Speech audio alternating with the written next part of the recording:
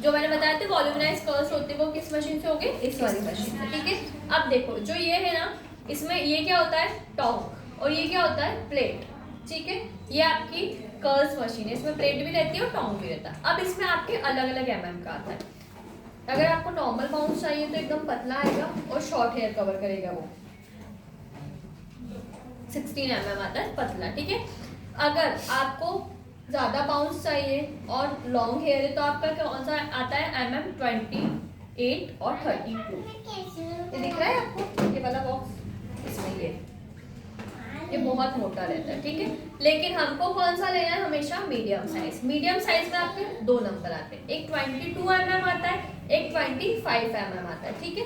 इससे क्या होंगे, आपके शॉर्ट हेयर भी कवर करेगा ये और आपके लॉन्ग हेयर भी कवर करेगा, ठीक है। तो आप कौन कौन से ले सकते हो मीडियम साइज में, 22 और 25 ये लिख लो, ये लिखा हुआ है 22 और 25 ठीक है। ये कर्ल मशीन है। अभी इसका मॉडल चेंज हो गया है, तो आप ये वाला मत ढूंढना, ये आइकॉनिक है पर मॉडल चेंज हो गया।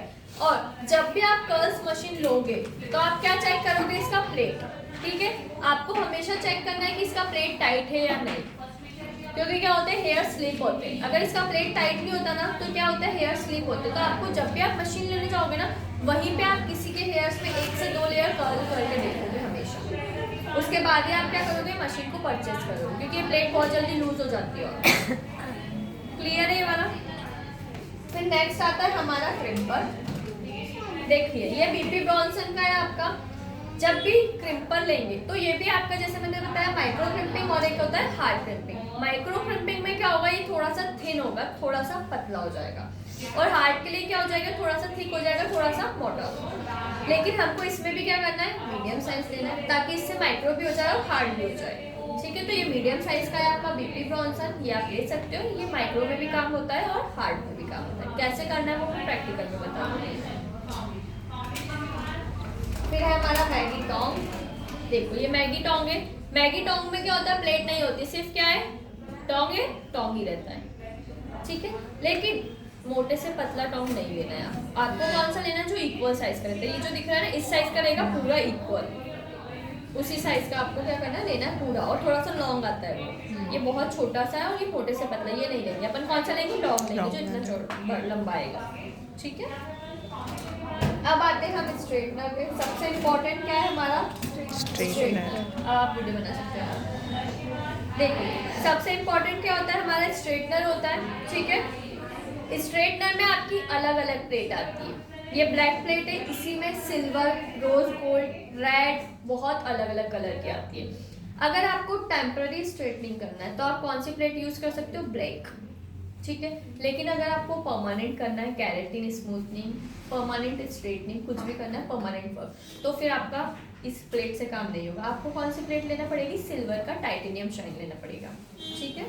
टाइटेनियम शाइन अगर आप लेते हो तो आप परमानेंट भी कर सकते हो और टेम्पररी भी कर सकते हो। लेकिन अगर आप ब्लैक प्लेट लेते हो तो आपका सिर्फ क्या होगा, टेम्पररी होगा, परमानेंट नहीं होगा। और जब भी आप स्ट्रेटनर मशीन लोगे तो आप कोशिश करो कि कौन सी लो, आइकॉनिक, क्योंकि स्ट्रेटनिंग में सबसे इम्पोर्टेंट क्या होता है, शाइन आना, ठीक है। अगर मैं नेचुरल नॉर्मल मशीन से करती हूँ तो क्या होता है, वो स्टार्टिंग में जैसे नहीं है तो 2-3 बार 3-4 बार शाइन देता है, लेकिन उसके बाद क्या होती है, उसकी प्लेट घिस जाती है आइट साइड, फिर वो आपके हेयर्स में शाइन नहीं देता है, ठीक है। तो आप क्या करो, कोशिश करो कि आप सिर्फ स्ट्रेटनर आइकॉनिक का ले लो, बाकी सारी जो मशीन है वो नॉर्मल ब्रांड की भी लोगे तो चल जाएगा, ठीक है। क्योंकि उसमें शाइन आना कोई वो नहीं, लेकिन इसमें शाइन आना चाहिए, क्योंकि आप स्ट्रेटनिंग करने के पहले कोई भी प्रोडक्ट यूज नहीं करते हो।